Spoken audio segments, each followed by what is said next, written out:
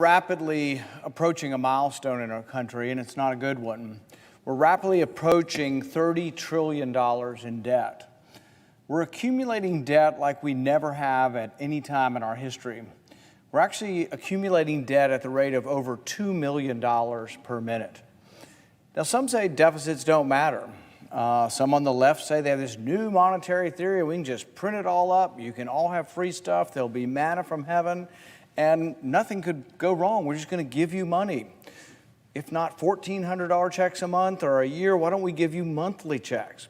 And that's part of the new plans. The new plans of the $3.5 trillion that we're facing down at this point, that'll all be borrowed, is to give people free money, to give people free this, free that.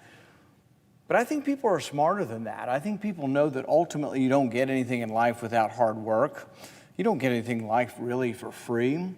Isn't there some kind of ramification to so much borrowed money? When someone comes to you and says, or they call you on the phone and they say, here's $1,000, all you got to do is sign up for this. Most people immediately recoil and they say, well, that might be a scam. Somebody's going to be ripping me off to say that. Well, it's sort of the bait and switch of the politics we face now. People are saying, we're going to give you free college, free cars, free cell phones, free this, free that. Everything in life will be free. You won't have to work anymore.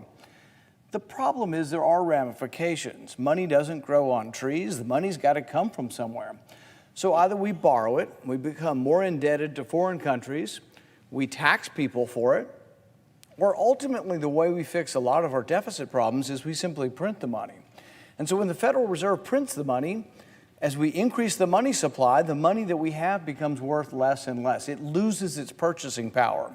This is the insidious tax of inflation. And the interesting thing about it is inflation is a regressive tax. It doesn't affect everyone the same.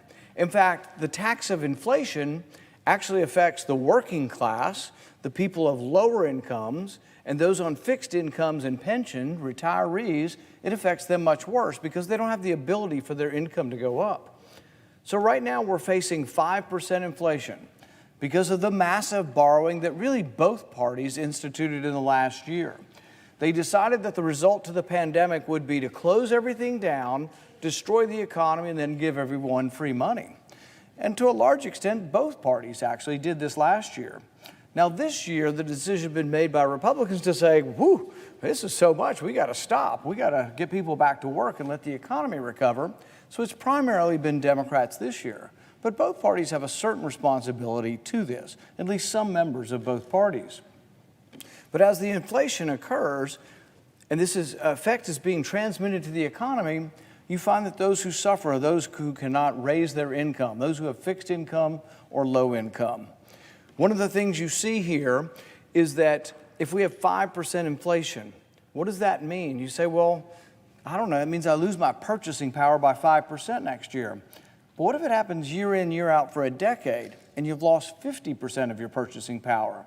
It means to make up for that you really have to have a 50% increase in your wages. So will wages keep up with inflation? The dirty little secret is that in some ways wages will rise, but maybe they rise an equivalent amount or a little bit less, and you say a decade later, I'm not any better off. And there become people mired and more dependent on government as government gets larger and larger, and they think they're getting free stuff, but it's not really free.